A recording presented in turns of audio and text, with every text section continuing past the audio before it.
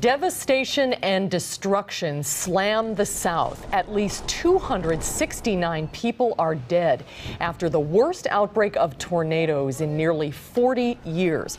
Deaths are reported in Alabama, Tennessee, Kentucky, Georgia, Virginia, and Mississippi. And for residents in our area, it is a sight that is all too familiar.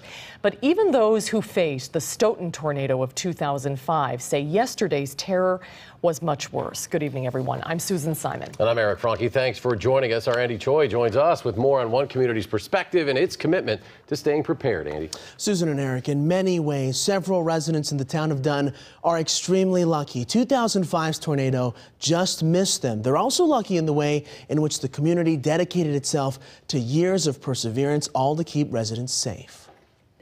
It just keeps coming across the southern states. Like many Americans this morning, Gregory Smith's eyes were glued to the images of the South. Homes torn apart from the destructive tornadoes that took hundreds of lives. Smith knows all too well the feeling of facing down a twister.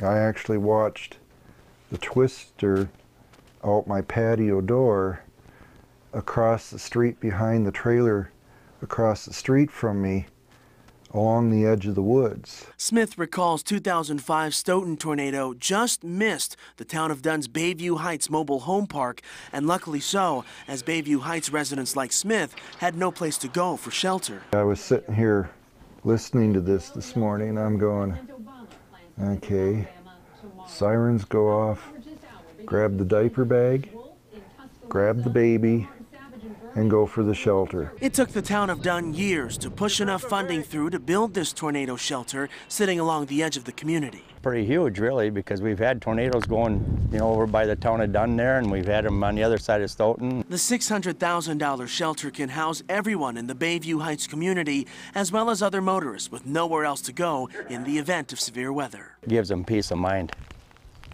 I think it does. It's scary. It's overwhelming, and it just leaves you awestruck and totally empty. The shelter was already in use last year when severe weather struck the area. Town of Dunn officials say they hope to use the facility for other community events as well. And no doubt we'll see our share of severe weather before the summer is over. Andy Choi, thank you for that report.